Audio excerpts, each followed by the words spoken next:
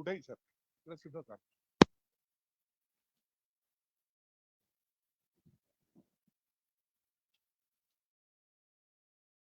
छत्रपती शिवाजी महाराज की जय भवानी. आज शिवजयंती आहे आणि आजच्या या शिवजन्मोत्सव आणि शिवजयंतीचं औचित्य साधून आज शिवसृष्टीच्या प्रथम चरणाचा लोकार्पण सोहळा ज्यांच्या शुभ हस्ते होतोय झालाय ते या भारताचे यशस्वी आणि कर्तव्यदक्ष गृहमंत्री अमितभाई शाह साहेब,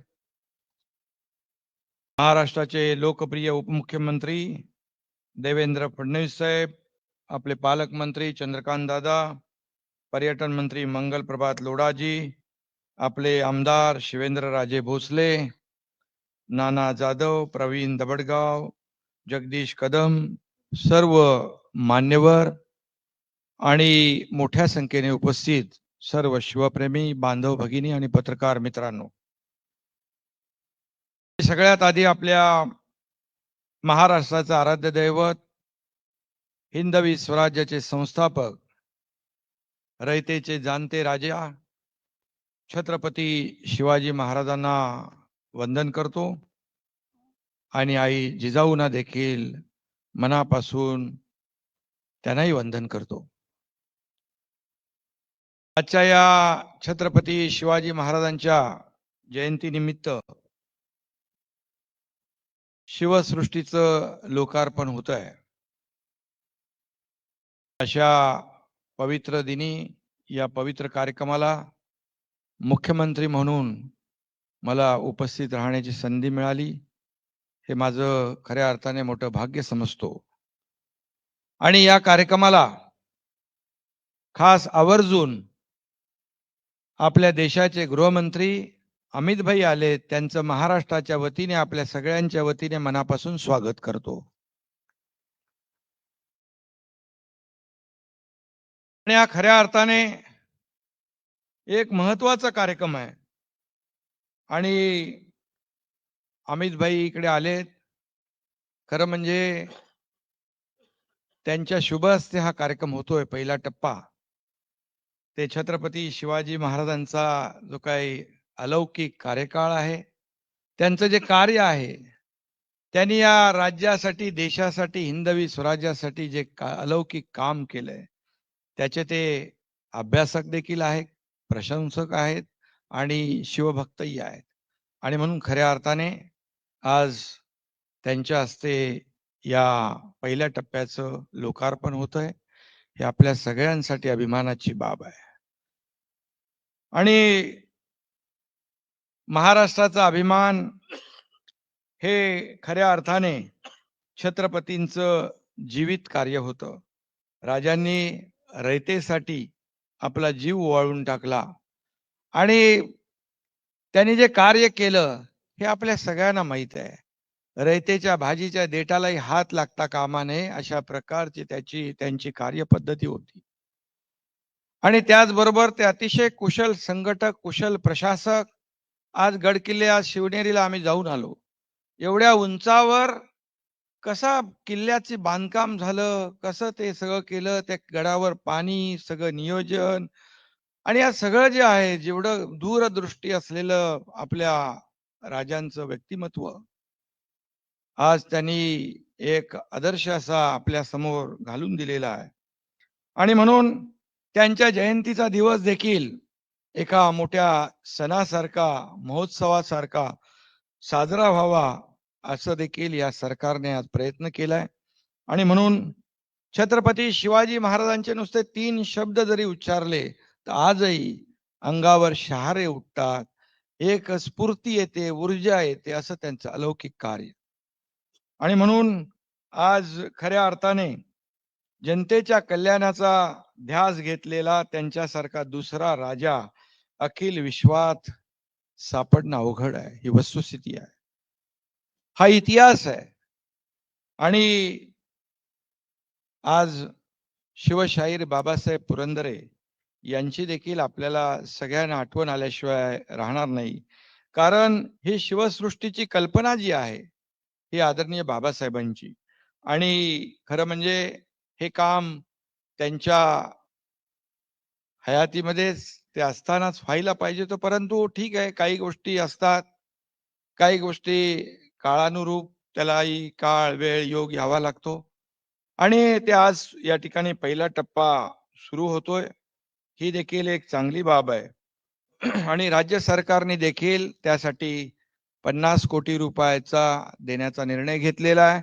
आणि 50च नाही, आज या ठिकाणी देशाचे आपले सर्वांचे नेते, मार्गदर्शक, गृहमंत्री अमित भाई आहेत. खऱ्या अर्थाने या देशाचा, राज्याचा कारभार छत्रपती शिवाजी महाराजांचा आदर्श डोळ्यासमोर ठेवून आपण काम करतोय. या देशाचं नेतृत्व आदरणीय प्रधानमंत्री, आपले लोकप्रिय आणि यशस्वी प्रधानमंत्री मोदी साहेब करतायत. आणि मगाशी उपमुख्यमंत्री देवेंद्रजींनी ती आठवण सांगितली. इथे येऊन त्यांनी छत्रपती शिवाजी महाराजांना नमस्कार केला, वंदन केलं आणि कारभार सुरू केला. त्यामुळे बिलकुल या ठिकाणी या शिवसृष्टीला काही कमी पडणार नाही, अशा प्रकारचं या ठिकाणी मी आपल्याला शब्दही देऊ इच्छितो. खरं म्हणजे एवढं चांगलं, अप्रतिम, अद्भुत असं काम आपण केलेलं आहे. अप्रतिम आणि अद्भुत. आणि त्यामुळे हा जो काही उपक्रम आहे, हा उपक्रम आपल्या सगळ्यांचा आहे. त्यामुळे बाबासाहेबांनी सुरू केलेलं हे काम जे आहे, मी पाहिलं शिवतीर्थावर ही शिवसृष्टी त्यांनी त्या ठिकाणी साकारली होती. आणि तशाच प्रकारची शिवसृष्टी एक खऱ्या स्वरूपामध्ये या ठिकाणी लोकांना प्रेरणा देण्यासाठी उभी राहिली पाहिजे, ही संकल्पना मांडली. आणि तेव्हापासून याचं काम सुरू झालं. आणि आज त्याचा पहिला टप्पा पूर्ण होतोय. खरं म्हणजे अमित भाई, आप यहाँ पर उपस्थित है, अभी अभी ये शिव सृष्टि का काम नहीं रुकेगा, अभी बहुत तेजी से आगे जाएगा, आगे बढ़ेगा और पूरा भी हो जाएगा। इसमें किसी को शक करने की आवश्यकता नहीं है, क्योंकि आप स्वयं छत्रपति शिवाजी महाराज के इतिहास के बड़े विद्वान और शिव प्रेमी हैं। बहुत से लोग नहीं जानते होंगे, लेकिन आपने छत्रपति शिवाजी महाराज और मराठों के इतिहास का अध्ययन किया है, पूरी तरह उसकी जानकारी आपने ली है। और इस इतिहास पर अभी आपने किताब भी लिख रहे, और ये प्रकाशित भी होगा जल्दी। और इसमें दिलचस्प बात यह है कि आपने इस किताब के लिखने के लिए सबूत के तौर पर लंदन से भी कुछ सामग्री, दस्तावेज यहाँ लाने का भी अनुरोध किया है।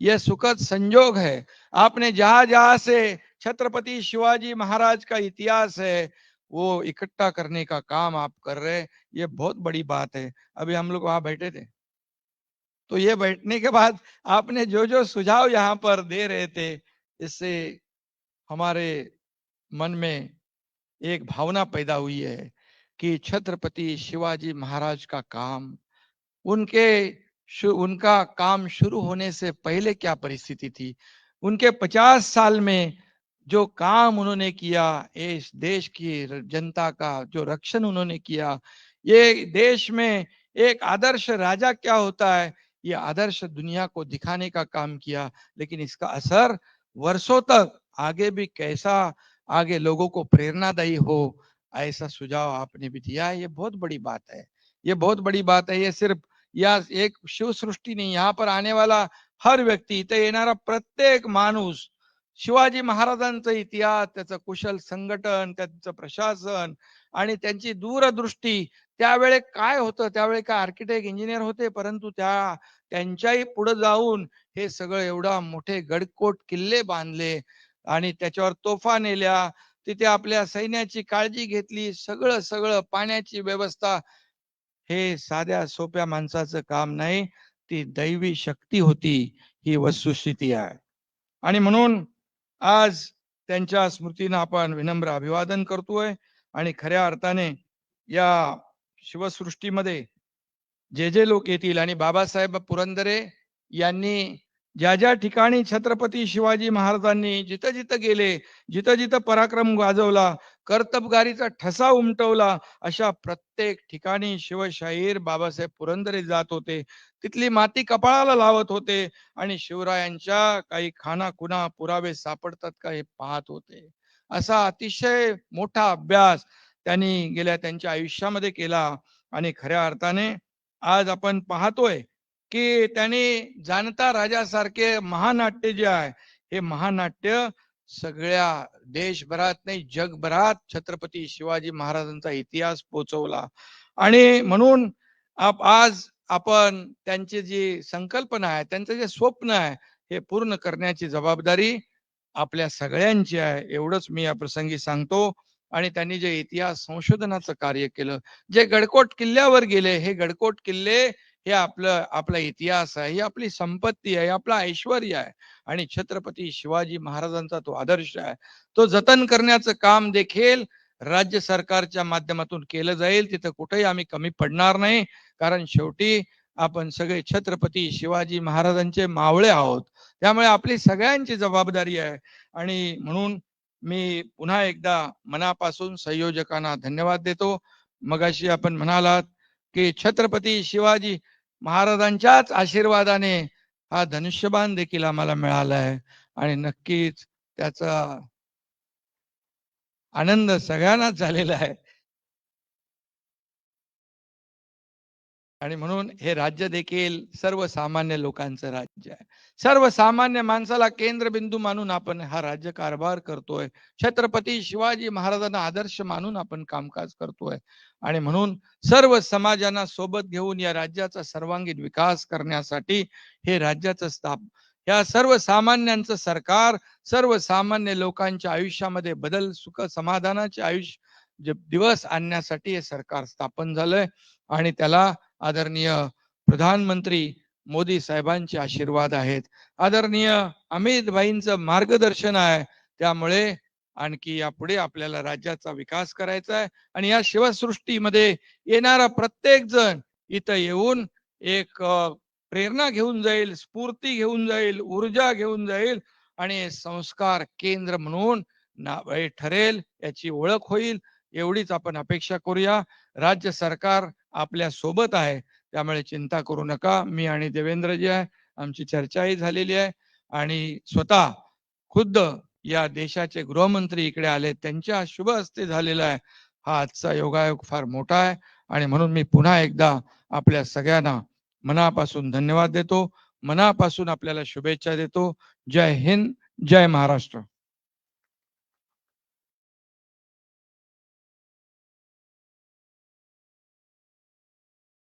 धन्यवाद आदरणीय मुख्यमंत्री महोदय. शासन कायमच अशा सगळ्या गोष्टींच्या पाठीशी राहील असं आदरणीय उपमुख्यमंत्री आणि मुख्यमंत्री दोघांनी सांगितलं. सुरुवातीला आम्ही आवाहन केलं होतं की जनतेच्या सहभागातून हा जर उद्यापासून लोकार्पित होणारा पहिला टप्पा बघितला गेला तर बरं होईल. आणि त्याला अत्यंत उत्तम प्रतिसाद टॅलेंटिका इंडियानी दिला होता. सूर्यदत्ता ग्रुपनी 5,000 विद्यार्थी आणणार सांगितलं होतं. अजून 2 उत्तम गोष्टी आल्या आहेत. अन्नामृत फाउंडेशन इस्कॉनच्या संजय भोसलेंनी सांगितलंय पुढच्या आठवड्यात आम्ही आमचे 500 लोक घेऊन हे बघायला येणार आहोत. आणि एक वेगळा भाग म्हणजे पश्चिम महाराष्ट्र क्षेत्राच्या महाराष्ट्र जेलच्या डीआयजी स्वाती साठे यांनी सांगितलंय येरवड्यातील ओपन जेल मधल्या 200 कैद्यांना पुढच्या आठवड्यात शिवसृष्टी दाखवण्यासाठी आम्ही आणणार आहोत. आपल्याला सगळ्यांना माहिती आहे महापंडित आर्य चाणक्य, छत्रपती शिवराय आणि स्वातंत्र्यवीर सावरकर ही 3 आराध्य दैवत मानून काम करणारे आपले केंद्रीय गृह आणि सहकार मंत्री. अशीच 3 आराध्य दैवत मानून ज्यांचा आत्मा आज कदाचित इथेच घुटमळत असेल, अशा बाबासाहेबांनी एक फार सुंदर वरदान शेवटच्या काळात मागितलं होतं. ते फक्त आपल्याला ऐकवतोय किती अप्रतिम वरदान आहे बघा. बाबासाहेबांचा चेहराही आज सगळ्यांच्या डोळ्यासमोर असेल. त्यांनी म्हणलं होतं, चंडिके दे, अंबिके दे, शारदे, वरदान दे, रक्त दे, मज स्वेद दे, तुझं अर्घ्य देण्या अश्रू दे, वादळासह प्रलय लाटा मज सभोवती उसळू दे, खांडवालित अग्नितांडव मांडवा या बिलगू दे, सोसण्यात ही आग शक्ती अन शिशूचे हास्य दे, चंडिके दे, अंबिके दे, शारदे, वरदान दे. आणि त्यात शेवटी ते म्हणतात, तृप्त मी शिवशक्तीच्या गानात झालो शारदे.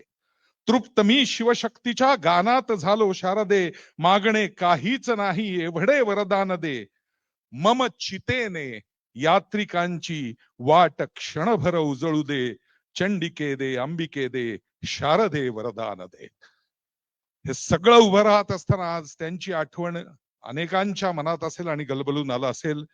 मी विनंती करतोय आदरणीय केंद्रीय गृह सहकार मंत्री अमित भाई शाह यांना, त्यांनी आपलं विचारदर्शन इथे करावं.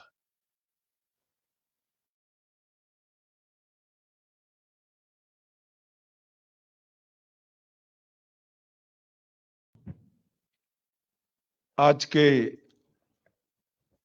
इस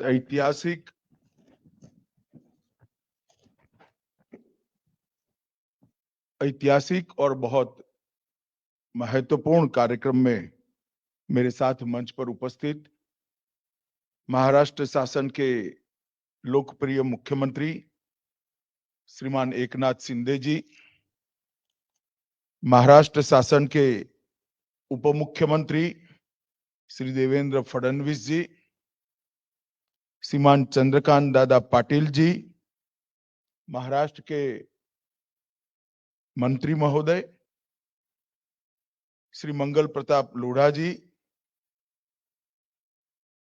श्री शिवेंद्र राजे भोसले जी, श्री नाना जाधव जी, श्री जगदीश कदम जी, डॉक्टर प्रवीण जी और आज के कार्यक्रम में आए हुए सभी गणमान्य लोगों को मैं नमस्कार करता हूं, मेरी बात की शुरुआत करता हूं। मित्रों, आज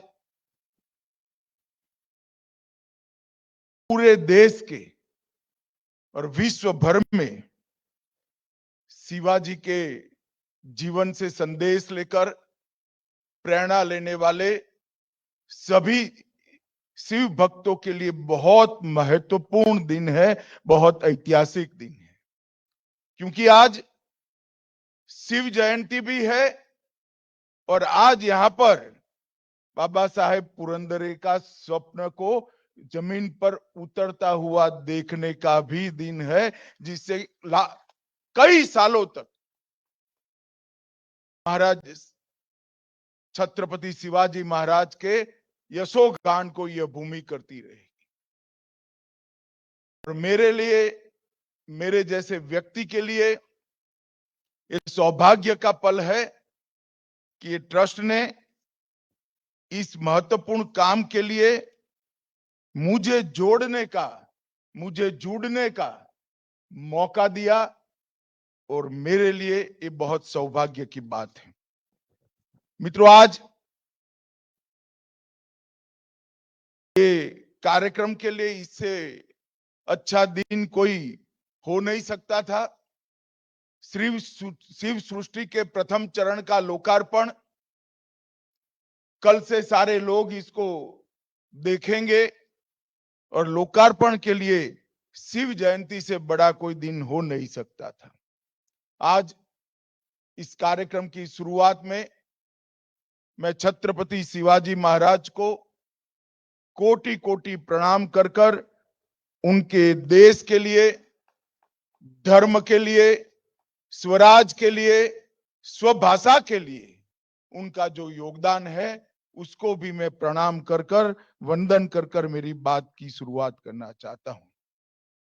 आज मैं बाबा साहब को भी प्रणाम करना चाहता हूं, क्योंकि मुझे मालूम है बाबा साहब के 100 साल के जीवन में शिवराय के यशोगान के लिए उन्होंने जो पूरा जीवन समर्पित किया, अगर एक व्यक्ति इसी प्रकार से शिवराय के जीवन को समर्पित न होता तो आज शिवाजी महाराज को जानने वालों की संख्या बहुत कम होती। समग्र देश के अंदर घूम घूम कर शिवाजी महाराज के जाने हुए अनजान कई प्रकार के जीवन के प्रसंग को शिव साहिर बाबा साहेब ने जनता के सामने रखा। उनके जीवन के उत्तुंग से उत्तुंग शिखरों से जनता का परिचय कराने का काम बाबा साहेब पुरंदरे ने किया। मैं गुजरात में था। जानता राजा का गुजरात के हर जिले में कार्यक्रम उस वक्त के गुजरात के मुख्यमंत्री और आज देश के प्रधानमंत्री ने बाबा साहब को विनंती कर कर कराया था। उस वक्त मैंने गुजरात के 8 जिलों में जानता राजा के नाटक के साथ में गया था। उस वक्त युवा जिस प्रकार से शिवाजी महाराज की जय के नारे लगाते थे, कार्यक्रम शुरू होने के पहले और कार्यक्रम समाप्त होने के बाद वो दोनों की तीव्रता में 3 से 4 गुना अंतर होता था। आते थे तो एक नाट्य रूपांतर देखने के लिए और जाते थे शिवाजी महाराज के अनन्य भक्त बनकर। ये इतना बड़ा कार्यक्रम पूरे देश भर के जिले जिले में लेकर वो घूमे और आज बाबा साहेब है नहीं, परंतु उनका स्वप्न साकार होने जा रहा है। मैं ट्रस्ट के सभी ट्रस्टियों का मनपूर्वक अभिनंदन करना चाहता हूं कि आपने इस काम को आगे बढ़ाने का फैसला लिया है। और एकनाथ जी ने कहा काम रुकेगा नहीं। एकनाथ जी, मैं और आप क्या होते हैं, ये ईश्वरीय काम है। शिवराय की प्रतिष्ठा ही ऐसी है कि ये काम कभी रुकने वाला नहीं, ये काम आगे ही बढ़ने वाला है और एक काम ये ईश्वरीय काम। मित्रों, आज मैं यहां पर आया हूं तब हिंदी कवि मैथिली शरण गुप्त ने श्री रामचरित्र के बारे में एक बात कही थी। मैं आज शिव छत्रपति के बारे में इसको जोड़कर कहना चाहता हूं। उन्होंने कहा, राम तेरा चरित स्वयं ही काव्य है, कोई कवि बन जाए ये तो सहज संभाव्य है। राम का चरित्र ही अपने आप में काव्य है, कोई भी व्यक्ति कवि बन ही सकता है चरित्र को पढ़कर। शिवराय का जीवन ही एक ऐसा संदेश है जो आज भी कश्मीर से कन्याकुमारी और द्वारका से कलकत्ते तक, गंगा सागर तक सभी लोगों को प्रेरणा देता है, सभी लोगों को प्रेरित करता है। और ये शिवाजी महाराज का जीवन चरित्र बाबा साहेब पुरंदरे से शिव शाहिर बाबा साहेब पुरंदरे का नाम में जो परिवर्तित हुआ, इसमें बाबा साहेब पुरंदरे का बहुत बड़ा योगदान है। शिव स्तुति करना अलग बात है, शिवाजी महाराज के जीवन को, उनके कर्तृत्व को अनेक जगहों पे बिखरे हुए इनके जीवन के 50 साल एकत्रित करना, अधिकृत दस्तावेजों का संकलन करना, दुनिया भर से, मैं बहुत सोच समझकर शब्द प्रयोग करता हूं, दुनिया भर से भिक्षा मांगकर दस्तावेजों को एकत्रित करना और एक शिव चरित्र का इतिहास नई पीढ़ी के लिए तैयार करना, वो बाबा साहेब ने इस देश पर बहुत बड़ा उपकार किया है। मित्रों, आज मैं एक ऐसे व्यक्ति ने क्या ऐसा उत्तुंग कार्य, इसका लोकार्पण में मैं हिस्सेदार हुआ हूं, इसका भी मुझे बहुत आनंद भी है और मैं गर्व भी महसूस करता हूं। बाबा साहब ने अपने जीवन में गोवा मुक्ति संग्राम, दादरा नगर हवेली मुक्ति संग्राम, दीव दमन मुक्ति संग्राम, इस सब में जुड़कर एक यशस्वी योगदान दिया। एक देशभक्त के नाते इनका एक कर्तृत्व था, मगर बाबा साहब पुरंदर के जीवन के सारे काम एक और छत्रपति शिवाजी महाराज का यशोगान एक और, ये काम बहुत भारी किया, इसका पलड़ा बहुत भारी है। मित्रों, आज यहाँ पर 4 चरण में से पहला चरण समाप्त हुआ है। 438 करोड़ का ये प्रोजेक्ट बनाया है, बड़े साहस के साथ बनाया है, मगर मुझे पूरा विश्वास है कि प्रोजेक्ट निश्चित रूप में तय किए हुए टाइम टेबल में ही समाप्त होगा, इसका मुझे पूरा भरोसा। प्रथम चरण में देख कर आया हूं, पहले चरण में 60 करोड़ की लागत से शिवाजी महाराज के जीवन के अनेक घटनाओं को संजोने का प्रयास किया है।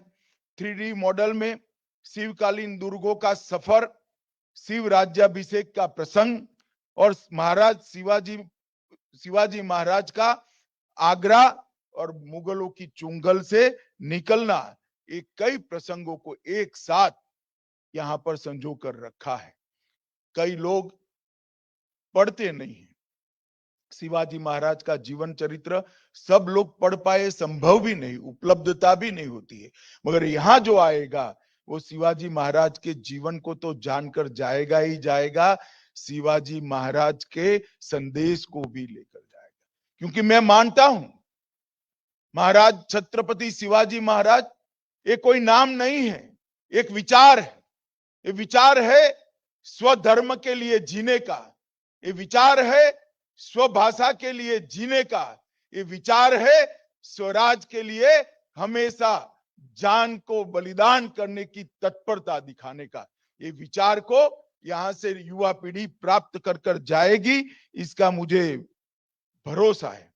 1967 में अप्रैल माह से सातारा की राजमाता सुमित्रा राजे भोंसले श्रीमंत छत्रपति प्रताप सिंह महाराज के मार्गदर्शन में बाबा साहेब पुरंदरे द्वारा सातारा में प्रतिष्ठान की स्थापना की गई और तब से पूरे देश भर में बाबा साहब ने 12,000 से ज्यादा शिव व्याख्यान किए, 1200 से ज्यादा जानता राजा महानाट्य के प्रयोग किए और उसमें से जो कुछ मिला ये यहाँ पर लगाकर ये पूरे भारत को संदेश देने की एक बहुत बड़ी जगह बनाई है। और मैं शायद आया न होता, सुना होता तो मैं मान नहीं सकता था, अंबे गांव में निर्माणाधीन शिव सृष्टि एशिया खंड का निश्चित रूप से सर्वाधिक भव्य ऐतिहासिक थीम पार्क बनने वाला है और वो होना भी चाहिए, क्योंकि ऐसे व्यक्तिमत्व के लिए है जिसको ये सम्मान मिलना चाहिए। और ये ऐतिहासिक थीम पार्क का कंसेप्ट शायद मैं नहीं मानता एशिया में कहीं बहुत जगह पे होगा, परंतु जिस बारीकी से ऐतिहासिक तथ्यों को संजोकर इसकी सत्यता का सत्यापन कर कर यहाँ पर उसको स्मृति में संजोया गया है, इस सात अर्थ में बहुत एक प्रकार से बहुत बहुत साधुवाद देने योग्य है। इसलिए मैं सभी ट्रस्टियों को मन से फिर से बहुत बहुत साधुवाद देना चाहता हूं। शिव सृष्टि के निर्माण में तंत्र ज्ञान और इतिहास ये दोनों का अद्भुत मिलन देखने को मिलता है। Holography, project mapping, miniatures, motion simulation, 3D और 4D टेक्निक और लाइट एंड साउंड टेक्निक, ये सभी का अद्भुत सम्मिश्रण कर कर इतिहास को जीवित करने का ये प्रयास है। ये प्रयास निश्चित रूप से शिवाजी महाराज के जीवन के संदेश को आज की युवा पीढ़ी तक पहुंचाएगा। न केवल महाराष्ट्र, देश भर के यात्रियों के लिए, देश भर के शिव भक्तों के लिए और दुनिया भर के इतिहास विद्यों के लिए ये स्थान बहुत महत्वपूर्ण स्थान बनने वाला है। मित्रों, आज शिवाजी महाराज की जयंती है। मैं शिवाजी महाराज के लिए बोलना और इतने कम समय में बोलना वो संभव है, मगर शिवाजी महाराज का हमारे देश के इतिहास में एक बहुत बड़ा योगदान है। अगर शिवाजी महाराज न होते तो क्या होता? इतिहास कभी किंतु परंतु के आधार पर नहीं चलता, घटी हुई घटनाओं के आधार पर इतिहास लिखा जाता है, परंतु कल्पना तो की ही जा सकती है। मैं कल्पना करूंगा तो ढेर सारे लोग मेरी कल्पना पर ढेर सारी प्रतिक्रिया देंगे। यशवंतराव चौहान जी का एक वाक्य रिसर्च करते करते मेरे पढ़ने में आया है, मैं आपके सामने कहना चाहता हूं कि छत्रपति शिवाजी महाराज अगर नहीं होते तो भारत क्या होता वो सारी दुनिया को पता है। पाकिस्तान की बॉर्डर ढूंढने के लिए बहुत दूर जाना नहीं पड़ता, शायद मेरे आपके घर के बाहर ही पाकिस्तान की बॉर्डर मिल जाती। मैं इस पर टिप्पणी करना नहीं चाहता, मैंने कोट अनकोट यशवंतराव चौहान जी का वाक्य कहा है, परंतु मैं इतना जरूर कहना चाहूंगा कि शिवाजी महाराज का जीवन एक सत्ता लालसा से प्रेरित जीवन नहीं था। शिवाजी महाराज का जीवन 100 सालों से अधिक सालों से किए गए अत्याचार के सामने विद्रोह और संघर्ष करने का जीवन था। शिवाजी महाराज का जीवन स्वधर्म के प्रति निष्ठा के साथ, अपनी निष्ठा के साथ स्वधर्म के लिए संघर्ष करने का जीवन था। शिवाजी महाराज का जीवन स्वभाषा को महिमा मंडित करने का था और शिवाजी महाराज का जीवन स्वराज को स्थापित करने का था। स्वराज को स्थापित कर कर उन्होंने पूरे उस कालखंड की दुनिया में एक संदेश भेजा था कि हिंदुस्तान पर इस प्रकार से कोई अत्याचार नहीं कर सकता, हिंदुस्तान की जनता को आप अपमानित नहीं कर सकते और हमें ये दैवत है, एक कौवत है कि इन अत्याचारों का हम सामना करेंगे, लड़ेंगे, मरेंगे, परंतु स्वराज प्राप्त कर कर रहेंगे। और शिवाजी महाराज का ये संदेश, शिवाजी महाराज का ये विचार उनके बाद भी सन 57 तक, 1857 तक दिखाई पड़ा।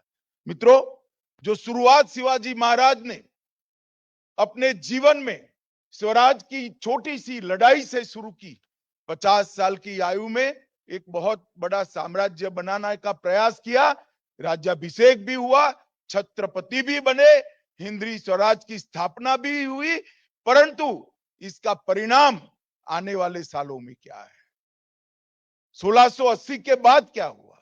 1680 के बाद शिवाजी के विचार की यात्रा रुकी नहीं। 1680 के बाद भी शिवाजी महाराज की यात्रा को आगे बढ़ाते गए। उनके बाद छत्रपति संभाजी महाराज, छत्रपति राजाराम, महारानी ताराबाई, छत्रपति साहू पहले, छत्रपति रामराज, ये परंपरा आगे बढ़ी और पेशवाओं ने भी इस परंपरा को 1713 से लेकर 1818 तक पहुंचाया।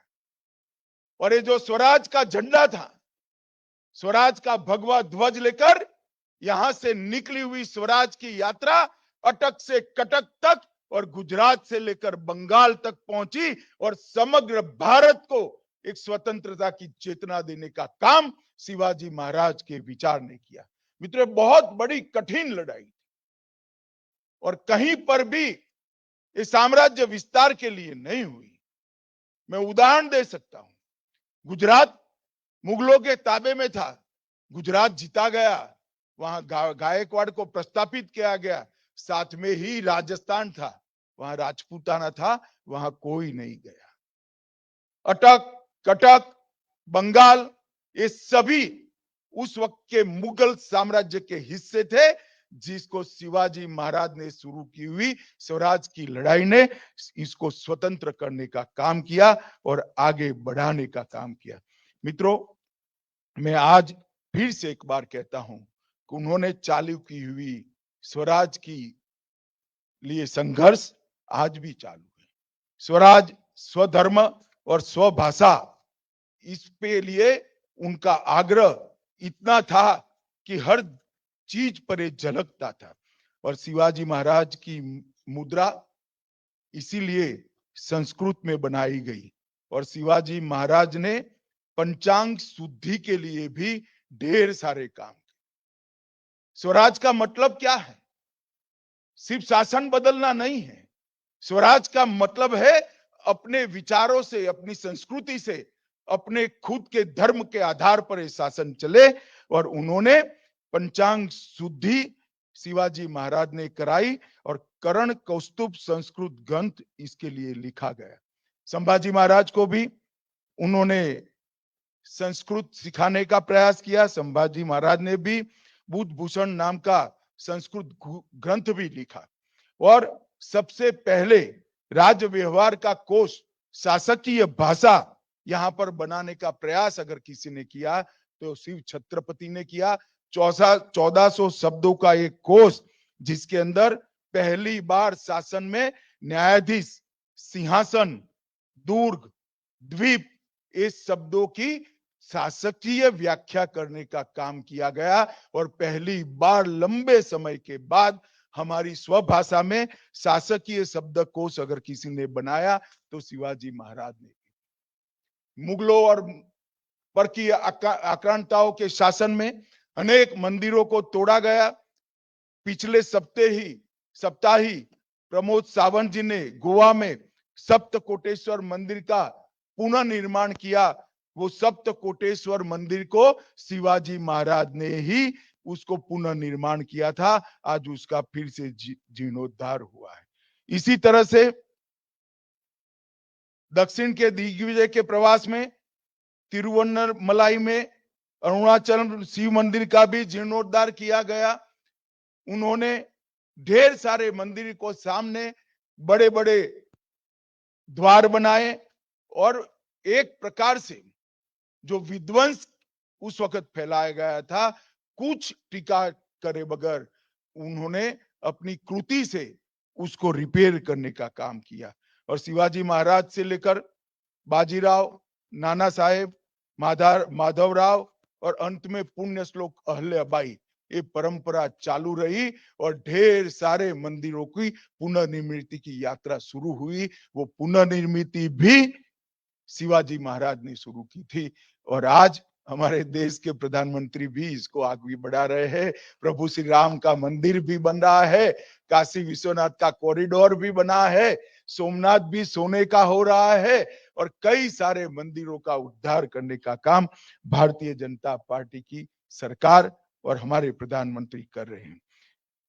मित्रों, शिवाजी महाराज ने स्वराज का उद्देश्य भी बहुत स्पष्ट कर दिया था।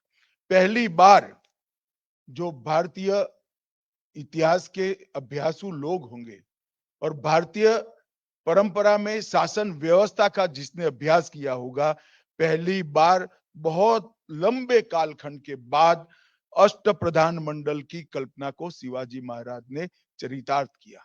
स्वराज के बाद सुराज की दिशा में भी उन्होंने बहुत बड़ा काम किया।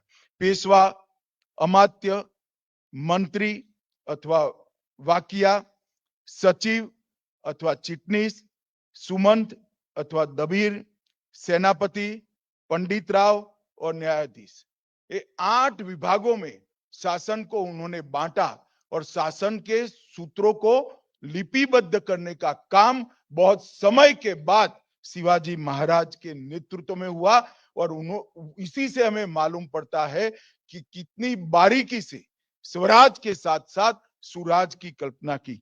पंडित राव और न्यायाधीश छोड़कर सारे लोगों को युद्ध में जानना पड़ता था और 3 मंत्रियों वाकिया, पेशवा और सचिव को कलेक्टर बनाकर दूसरी जगह पे भी भेजते थे। और शिवाजी महाराज हमेशा से फ्रंट पर जाकर लड़ने वाले योद्धा रहे, साहसी राजा थे। कई इतिहास में ऐसे उदाहरण हैं, राजा कभी फौज लेकर आगे नहीं गए। 3 युद्ध ऐसे है जिसमें शिवाजी महाराज ने हरावल दस्ते का नेतृत्व किया, जो तोपों के गोलों को झेलकर आगे बढ़ता है, इसका नेतृत्व शिवाजी महाराज ने किया। अब जल खान के वध की कहानी जो कोई भी समझेगा, सुनेगा और उसका विश्लेषण करेगा, उसको मालूम पड़ेगा 1 कोटि सिंह जैसा कलेजा शिवाजी महाराज के दिल में था। इतना अद्भुत साहस किसी भी राजा में नहीं हो सकता। शाहिस्ता खान की घटना भी, पूरी मुगल फौज पड़ी हो और लाल महल से उसको भगाने की बात हो, बाजी प्रभु देश पांडे वाला वो महान एस्केप, इसको भी हम आदिल शाह ने सिद्दी जौहर को जब भेजा, उसका अध्ययन करते हैं तो ये तो सफलता मिल गई, न मिलती तो स्वराज के लिए अपना जान का बलिदान ही देना था। शायद ही किसी स्वराज के योद्धा ने इतने फ्रंट फुट पर जाकर स्वराज की लड़ाई लड़ी होगी। और जब आगरा में स्वयं गए, लगता था कि अभी महाराष्ट्र को थोड़ी शांति चाहिए, युद्ध नहीं चाहिए, और आगरा गए। जब आगरा के दरबार में औरंगजेब ने उनका अपमान किया, गए थे वो शांति प्रस्थापित करने के लिए सोच समझ कर गए थे, परंतु जब अपमान करा तब ये व्यक्ति ने सोचा ये मेरा अपमान नहीं हो रहा है, हिंदवी स्वराज का जो हम स्थापना कर रहे हैं इसका अपमान हो रहा है। वो रूट कर वहां से बाहर आए, जेल में भी गए और औरंगजेब के दुर्दांत शासन की आंख में धूल झोंककर सफलतापूर्वक वो और संभाजी राजे दोनों बाहर निकला। मित्रों, एक जीवन में इतने सारे ऐसे प्रसंग जो शायद कोई दूर से पढ़े तो फिल्मी लगे, सच न लगे, ऐसे प्रसंगों को जीने वाला ये जीवन था। और उन्होंने शिव मुद्रा का अंतिम वाक्य समझने जैसा है कि स्वराज का उद्देश्य क्या है। शिव मुद्रा का अंतिम राज्य वाक्य है, ऐसा मुद्रा भद्राए राजते। इसका मतलब है ये मुद्रा लोक कल्याण के लिए काम में आने वाली मुद्रा है। राज्य का उद्देश्य लोक कल्याण का है, उपभोग का नहीं। और उन्होंने इस दुनिया के सभी शासकों के लिए एक उदाहरण प्रस्तावित किया कि उपभोग शून्य स्वामी कैसा हो सकता है। स्वयं तो राजा थे, छत्रपति थे, मगर कभी महलों में नहीं रहे, किलों में रहे। स्वयं हर बारिश के 4 महीने छोड़कर हर बार एक सवारी लेकर निकले और हिंदवी स्वराज को फैलाते गए। और उपभोग शून्य स्वामी, राज्य के धन का अपने लिए कदापि उपयोग न करने वाला स्वामी कैसा होता है, राजा कैसा होता है, उसका उदाहरण शिवाजी महाराज ने हमारे सामने रखा है। अब शिवाजी महाराज ने किसानों के लिए सिंचाई और कृषि कर डालकर उनके कल्याण की अनेक योजनाएं को लागू कर देश की अर्थनीति, ग्राम आधारित अर्थनीति का भी नींव डालने का काम किया। उनके समय में महाराष्ट्र में पूरी संत परंपरा का सम्मान भी हुआ, संवर्धन भी हुआ, संरक्षण भी हुआ। और इनका एक बहुत बड़ा योगदान माना जाएगा कि उन्होंने मराठा नौसेना के संस्थापक राजा के नाते इतिहास में अपना स्थान दर्ज कराया है। उनको मालूम था उस वक्त अंग्रेज आ चुका था, पश्चिमी तटों की सुरक्षा करे बगैर, उस पश्चिमी तट से होने वाले व्यापार को सुरक्षा करे बगैर इस देश को लंबे समय नहीं चलाया जा सकता। उन्होंने नौसेना की स्थापना की और 1665 में बसरूर पर हमले का खुद नेतृत्व किया। वो युद्ध पोत पर वहां लड़ने के लिए गए।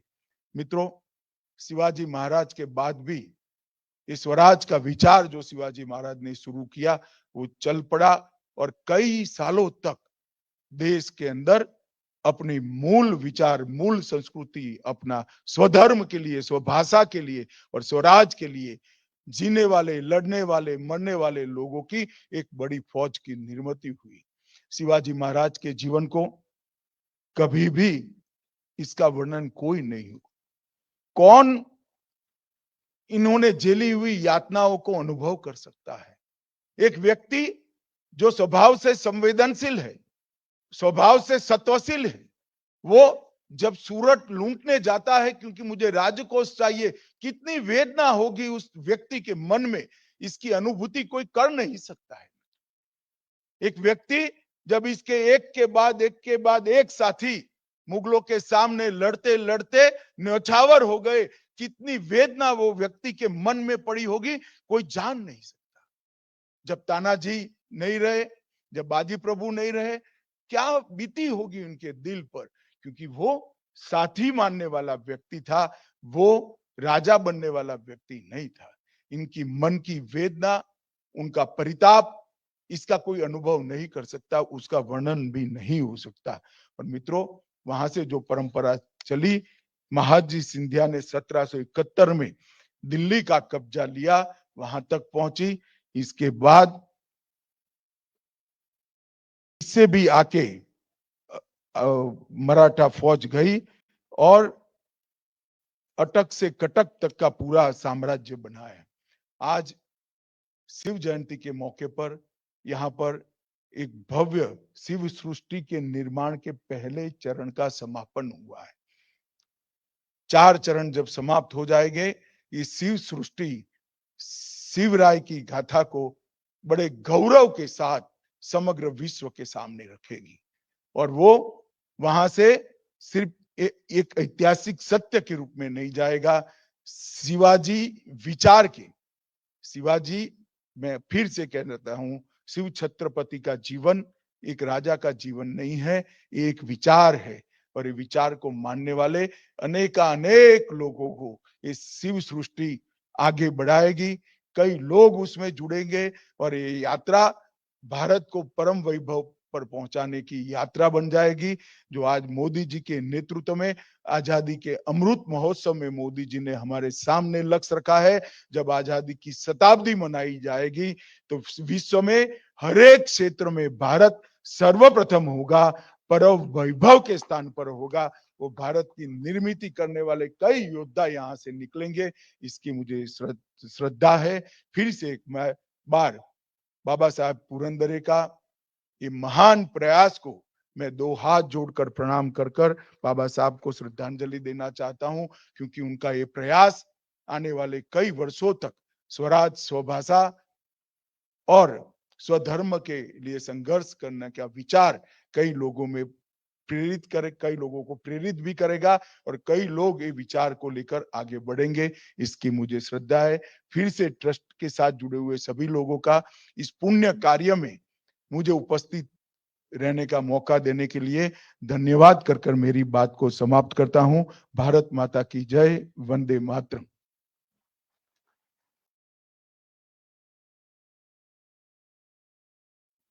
धन्यवाद आदरणीय अमित भाई।